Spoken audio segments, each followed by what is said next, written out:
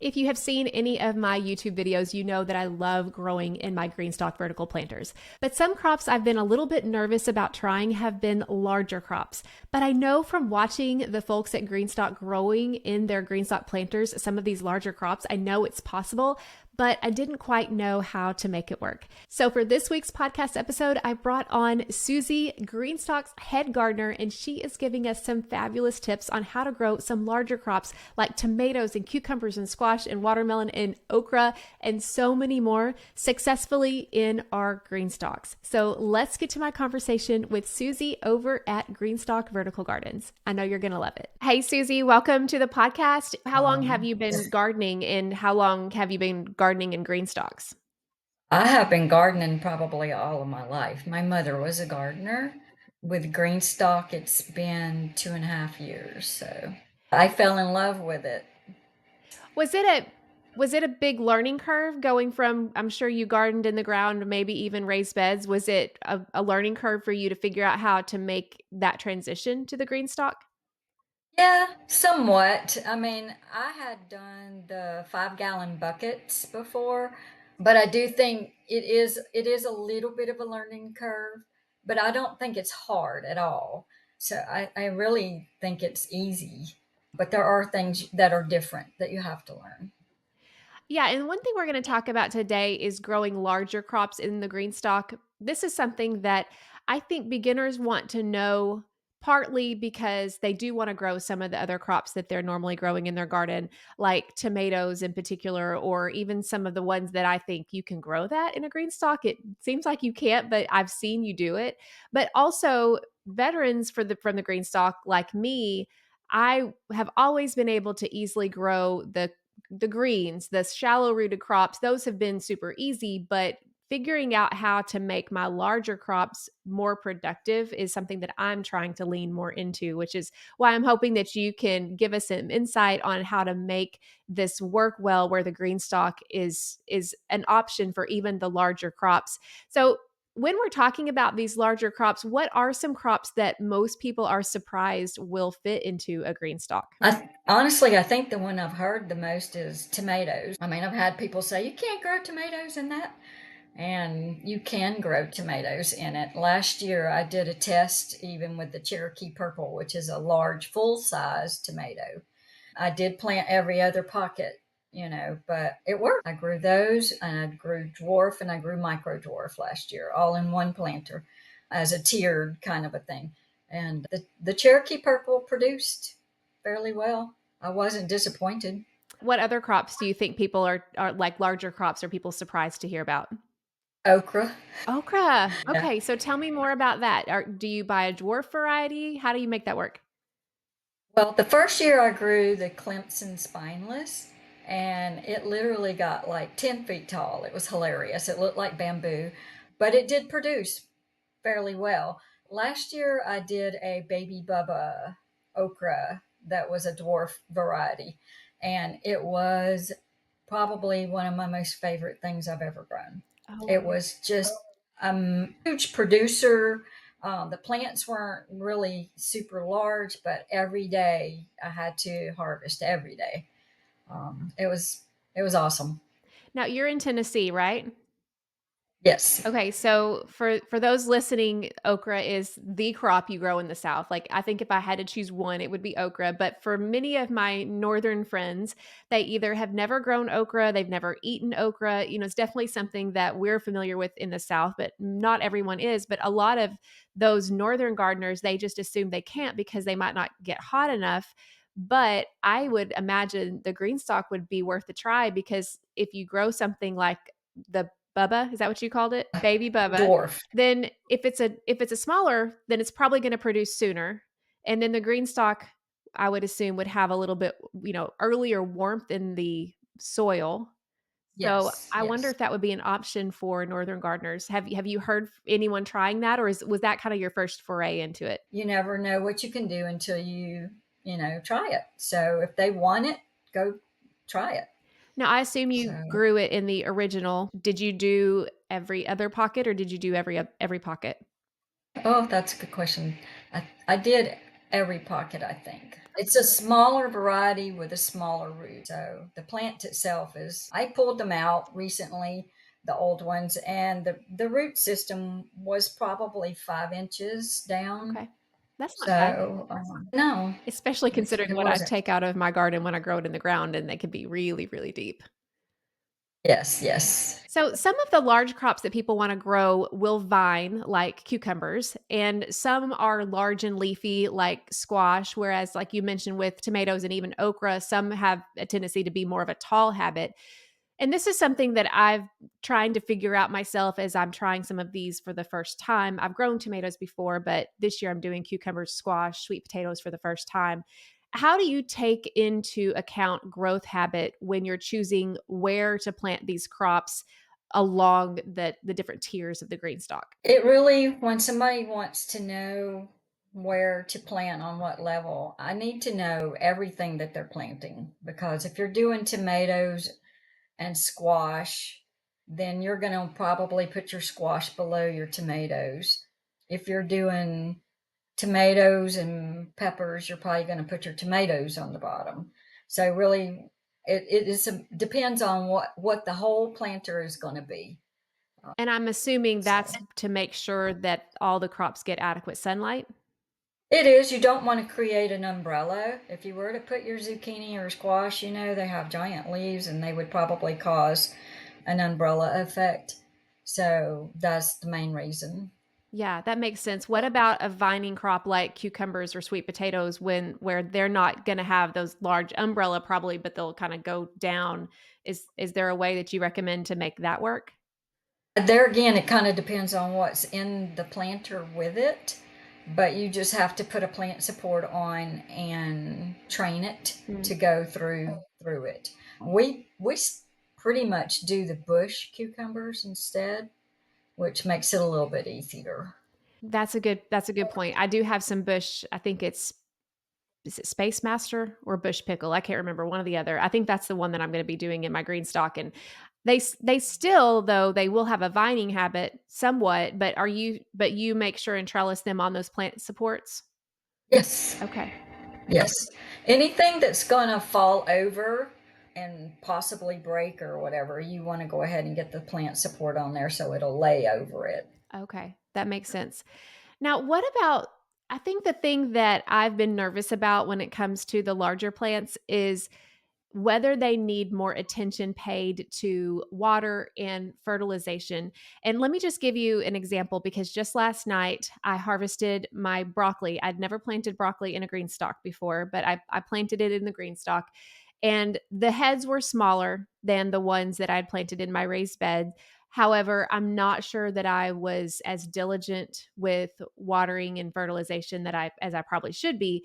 However, when I took the crops out and I was getting ready to, plant my actually sweet potatoes is going in after the broccoli, I noticed that the root system was massive and it seemed to definitely take over that pocket. So I guess so to speak, I probably should have paid better attention to fertilizer and in water. But how how do you consider what their needs are as opposed to something that's a little bit less maintenance like your greens? And you do have to stay on the fertilizer. I've not had a trouble with getting broccoli to grow big. I have one at work right now that's as big as my hand.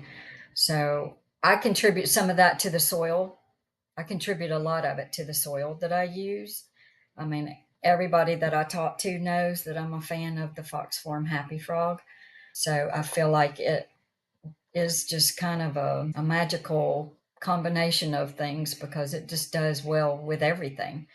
But yeah, you do have to like I tried to grow Brussels sprout and the first year they only got the size of an English pea.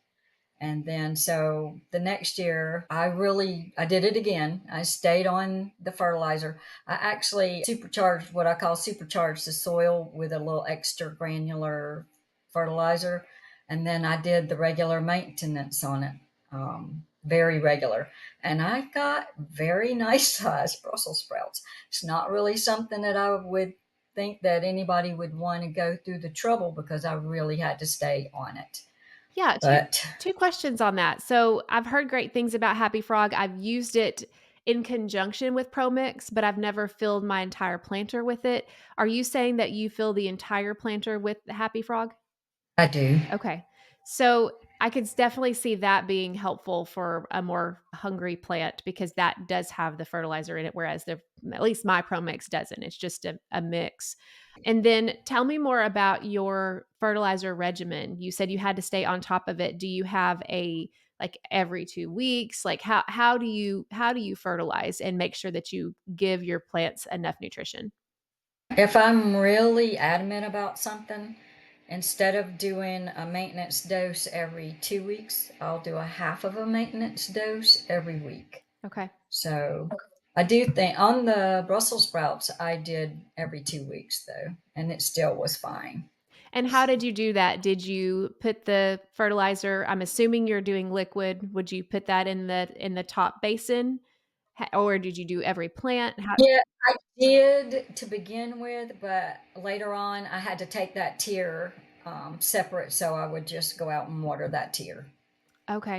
And So do you have a fertilizer of choice? I both the Grow Big and the Tiger Bloom, depending on the needs. One's more higher in nitrogen, the other one's higher in phosphorus, and then sometimes I'll mix the two, depending to get a little more balance. So the Grow Big is and Tiger Bloom is what you said. They're both Fox Farms, right?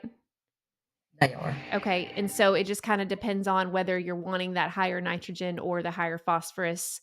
With Right. Brussels sprouts, would you have stayed with the nitrogen or did you do a little of both? I did the nitrogen on it. Okay. And I would assume something like a tomato, maybe a fruiting plant would be more that you would include the tiger bloom? Yes. Okay.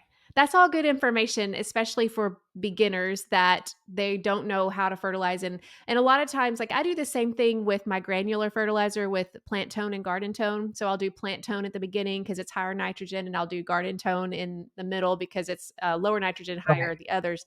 But with for beginners, that's kind of can be a little bit confusing.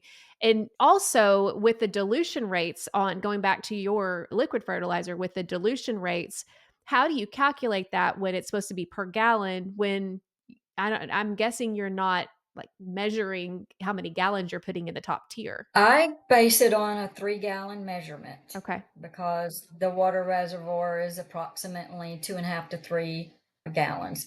It's draining the whole time that you're watering. So I usually get about a half fill, and then I'll have my measured amount in a cup.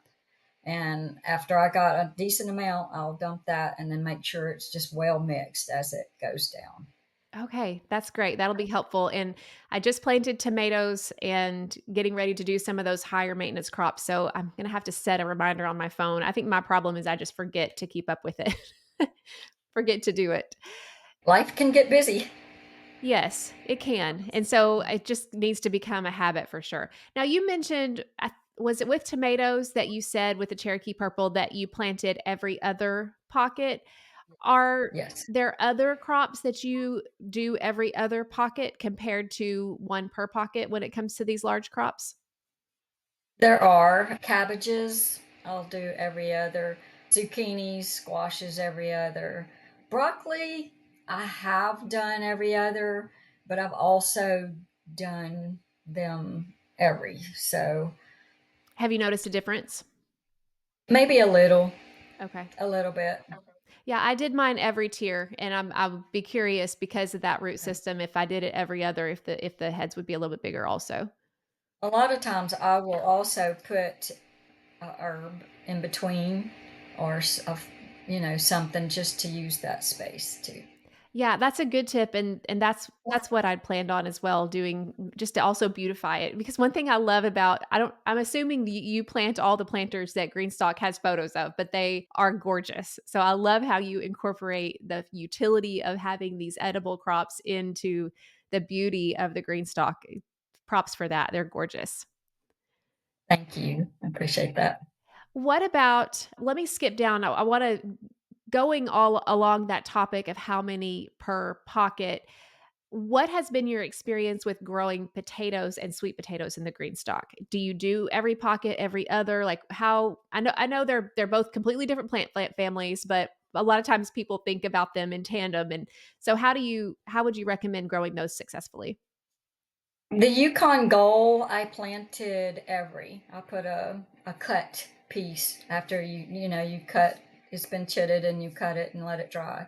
I did that in every pocket. That was Yukon Gold. They did great.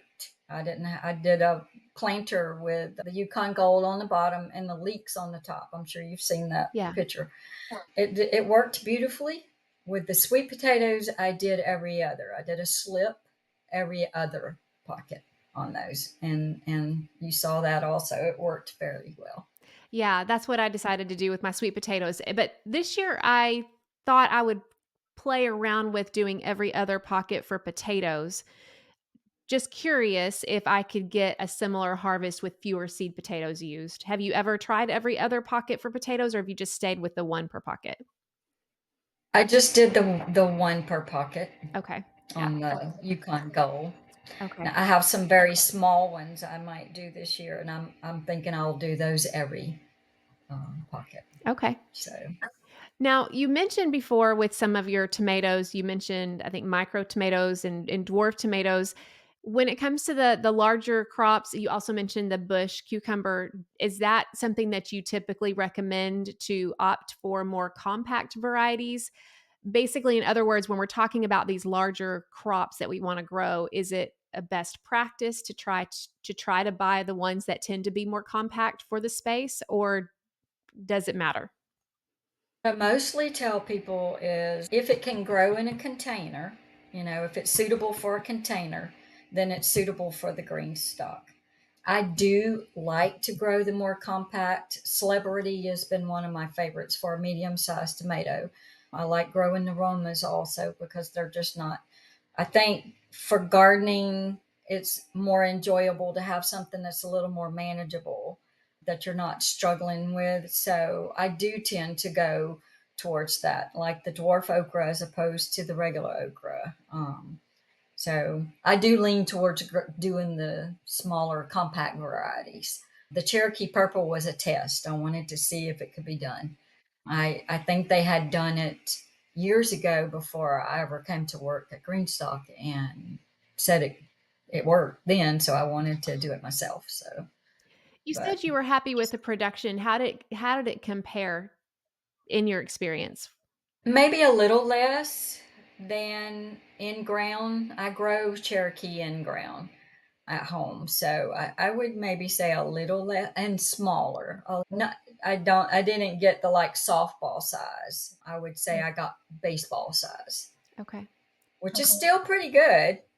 Yeah, especially if that's what people wanna grow in is having the convenience of a green stalk Yeah. to still be able to have heirloom tomatoes. I would say that's a win for sure. Now, what was your pruning like? Did you prune the suckers out? Like, how did you keep that tomato manageable? I did prune some suckers, but as far as it, I guess growing in the container kept it somewhat contained itself. Okay. So it didn't really need that much Interesting. pruning. So it didn't take over the green stalk like it might take over a trellis in a garden. That's hopeful because sometimes one question that I get from people is how do you manage these tomatoes because they can grow crazy, which I'm like you said there's probably some amount of management for it to almost like self-regulate a little bit would make it even a more viable option for someone who doesn't want to, do that all the time because it can be exhausting to manage those things. What are and I've seen a few on your blog, but I just want you to tell us what are some of the craziest crops you've tried growing in the green stalk, and then what did you learn from it? I think the Brussels sprout was a huge test, and I forgot what the Brussels sprout was a test. The okra actually was the regular okra was a test. That's pretty much the two main crazies that I've done. Now, I seems like I saw on the blog that you all tried corn. Was that before you arrived at Greenstock, or have you tried corn? It was. Jack did the corn. From my knowledge, he chose a smaller variety, not particularly a dwarf variety, but a smaller variety. And It worked well. How did he make sure that there was adequate pollination? Because that's even been a problem for me when I've grown in a raised bed. He had 3 planters all grouped together. I think it was 3, might have been even 5. I'm forgetting right now, but he had multiples all together. And it seems like there was one other thing I had seen that I thought was crazy, but now I can't now it's not coming to me. Watermelon, maybe? Yes, it was watermelon. So how Sugar babies. okay, so you make sure and grow the one that's not gonna be 30 pounds. Okay. Did you grow it a little bit lower so that, when the fruit did produce, it would be on the ground rather than weighing the green stalk down?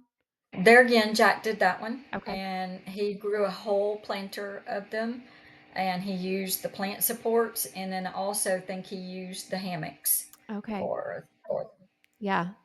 I love growing sugar babies. That would be a lot of fun. Now, I have had sugar babies if I grow it in straight compost that are the size of a large bowling ball. But I've also had them that are the more compact than what you would imagine for a sugar baby. Do you remember what about how big they were?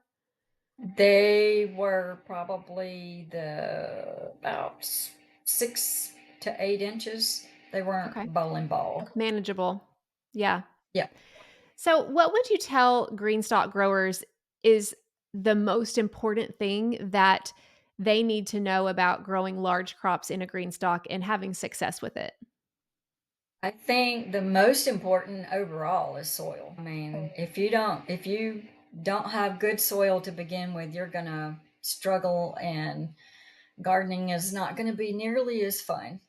But other than for that, for the large crops, you do need to probably give them a little extra fertilizer.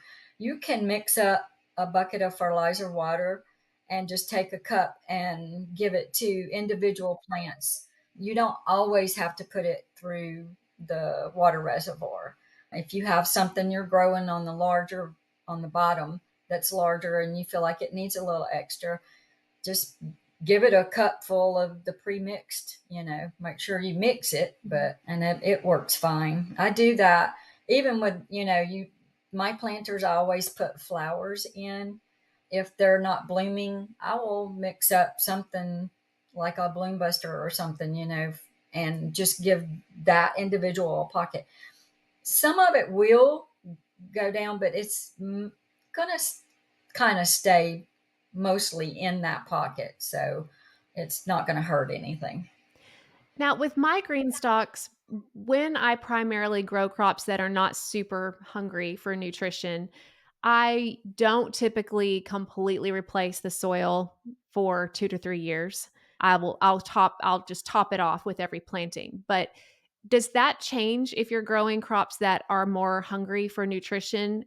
In other words, how often do you amend or replace the soil in your planter if you're growing more hungry crops like the large crops? I amend between every crop.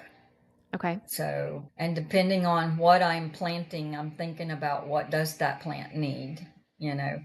So, but I think you can amend for even for the large ones. I don't think it has to be. I think you can get enough worm castings and fertilizer and fresh soil. There again, I'm speaking from the viewpoint of using the happy frog a lot. So, which is just super, super rich and does great for plants. So what can you describe what your amending process is? Is it just a matter of you take the crop out, like I took my broccoli out yesterday, and then you would just top it off with more happy frog? Or is it a little bit more is it more involved in that? I would put a tablespoon or whatever amount, depending on your directions. Everybody's fertilizer is different, so a tablespoon or two of the granular down in there, and probably a quarter cup of worm castings down in there, and then I will mix it up, okay, a little bit, and then put the fresh soil on top. And do you ever completely take your soil out and replenish it? Oh yeah, And I how think often do you do that? after. Well, it depends on the soil. Pro mix breaks down a little bit quicker than the other soil. It can get kind of grainy Mhm. and can actually start clogging up in the green stock. So it really depends on the soil. You just have to look at it and see the texture if it's getting real grainy and all. So Yeah. I can see that. Now, for someone who looks at the price tag of Happy Frog and looks at the price tag of the Pro Mix and they are on a budget, this is something that I've done is have you tested mixing the It's 2? a huge problem for me because we have lots of gardeners that are on fixed incomes that cannot afford the Happy Frog. So yes, I am always looking and testing and trying to find new stuff. That the problem is that if they go buy, cheap soil from the dollar store, they've wasted $10 where, and all the effort in the plants, where if they spent 20 they could have nice production. So it's really been a struggle for me. So but yeah, I think the pro mix mixed with it, I know we have a lot of people that do that. Yeah, So but that's good to know that you found that using the Pro Mix that it might need to be replenished more often than the Happy Frog, and if that's the case, then that would the Happy Frog could be more of an investment if it's gonna last a little bit longer. So, it might end up washing out in the end or close. Well, I am really appreciative for you coming on today, mainly because I just feel like there's so much possibility like I said, I love growing my greens. Like that's my primary thing is to grow my greens in my green stock. But for those who really are wanting to make the most of their green stalks, I think the tips that you've given today are very helpful to be able to get even more out of some of these larger crops. Well, thank you so much, Susie, for spending time with me. And all of this was so helpful. I know it will help those who have the green stock. And I just really appreciate you taking the time out of your day.